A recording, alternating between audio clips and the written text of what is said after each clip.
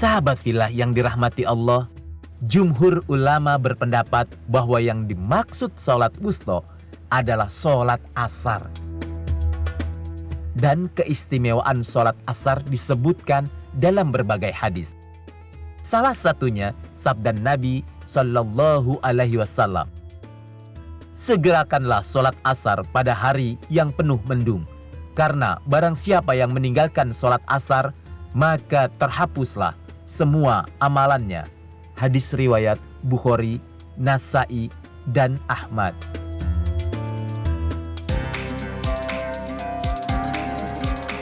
Begitu banyak dalil yang mempertegas pentingnya kewajiban sholat asar ini. Bahkan, kata Nabi, orang yang meninggalkan seakan-akan ia telah merampas keluarga dan hartanya. Seseorang yang kehilangan keluarga dan hartanya adalah perumpamaan tentang terhapusnya amal seseorang karena meninggalkan sholat asar. Menurut Ibnu Qayyim rahimahullah, orang yang tidak mengerjakan sholat asar sama sekali, maka terhapus amal kebaikannya seluruhnya.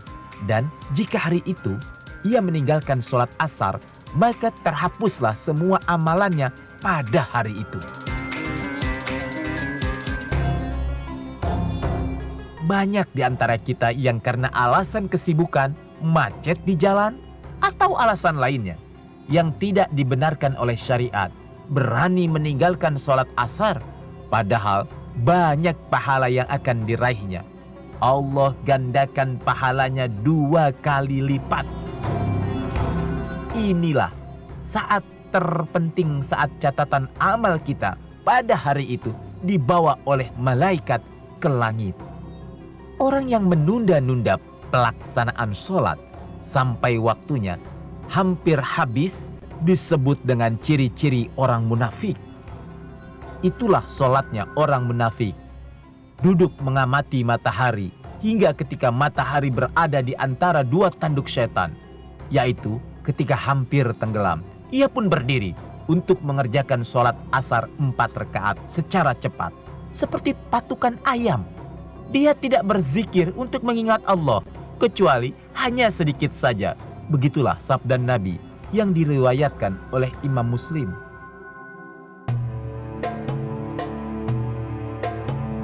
Sahabat fillah, selain menjaga sholat, Allah juga memerintahkan kita untuk melaksanakan sholat dengan khusyuk. Berdirilah untuk Allah dalam sholatmu dengan khusyuk. Quran Surat Al-Baqarah ayat 238. Khusyuk dalam ibadah kedudukannya seperti ruh dalam tubuh manusia, sehingga ibadah yang dilakukan tanpa khusyuk ibarat tubuh tanpa nyawa alias mati. Khusyuk adalah rahasia hati orang yang sholat. Namun secara lahiriah, kekhusyuan seseorang bisa terlihat. Dari Abi Hurairah radhiyallahu anhu, bahwa Nabi Muhammad sallallahu alaihi wasallam melihat seseorang memainkan jenggotnya ketika sholat. Maka beliau berujar, seandainya hatinya khusyuk, maka khusyuk pula anggota badannya. Hadis riwayat At-Tirmizi. Orang yang khusyuk, orang yang tidak tergesa-gesa dalam sholatnya, ia juga memahami dan menghayati apa yang dibaca dalam sholatnya. Karena itu, banyak diriwayatkan Rasulullah dan para sahabatnya seperti Abu Bakar dan Umar bin Khattab menangis ketika menunaikan sholat. Para ulama banyak mengajarkan kepada kita kiat untuk meraih khusyuk. Antara lain, pertama, sempurnakan setiap gerakan sholat sebagaimana yang diajarkan oleh Rasulullah dalam keadaan tumaninah atau tenang, tidak terburu-buru, dan awalilah dengan menyempurnakan wudunya. Yang kedua, hindari berbagai hal-hal yang mengganggu sholat, misalnya suara bising, kegaduhan, bau badan yang tidak sedap, dan lain-lain. Mengenakan pakaian terbaik dan parfum termasuk sunnah, dan bisa membantu seseorang khusyuk dalam sholatnya. Yang ketiga, pahami makna semua bacaan dalam sholat, sehingga lebih bisa menghayati semua pesan yang terkandung. Keempat, hadirkan hati dalam setiap gerakan sholat, karena kita tengah berhadapan dan berkomunikasi dengan Tuhan pencipta alam semesta ini. Orang yang sholatnya khusyuk akan memperkuat keimanannya, melahirkan sikap zuhud terhadap dunia, menanamkan rasa cinta pada kebaikan dan rasa benci pada kemaksiatan, dan siap menyambut kematiannya. Nah, jika sholat tidak berdampak apapun terhadap kesolehannya, maka sholatnya belum mencapai derajat khusyuk. Sadarilah, setan tidak akan tinggal diam.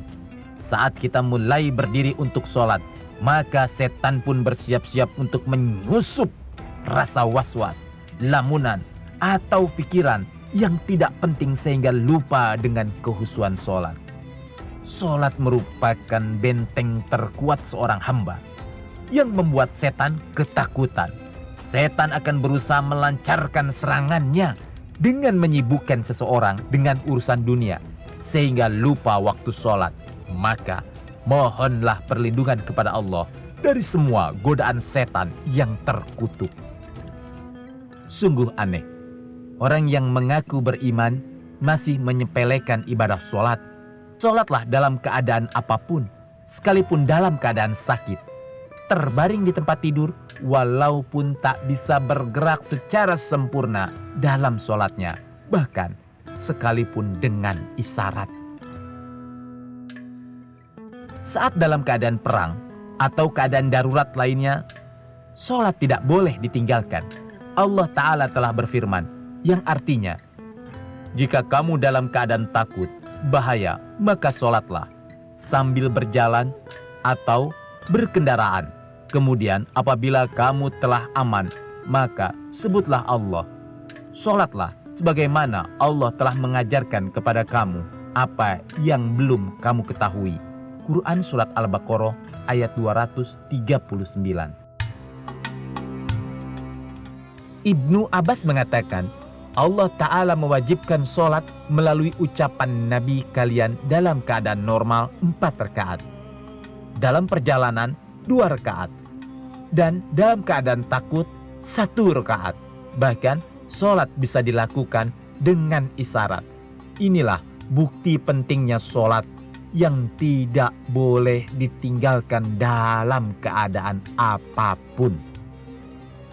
Sholat adalah pondasi keislaman seseorang setelah bersahadat, hingga Allah Ta'ala yang langsung menyampaikan perintah sholat kepada Rasulnya Muhammad Sallallahu Alaihi Wasallam tanpa perantara Jibril dalam peristiwa Isra Mi'raj.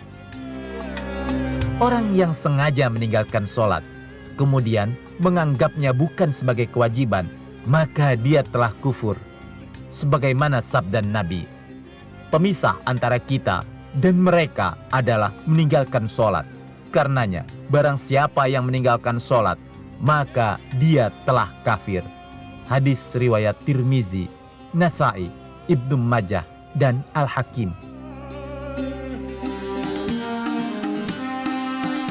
Karena itu, sebagai kaum muslim, semoga kita tidak tergolong orang yang meremehkan apalagi meninggalkan sholat. Andai di masa lalu kita pernah melalaikan sholat, marilah kita bertobat dan mengganti sholat yang kita tinggalkan dan perbanyak amal baik dengan harapan Allah Subhanahu wa Ta'ala mengampuni segala perbuatan dosa kita di masa lalu. Amin, amin, ya Rabbal Alamin.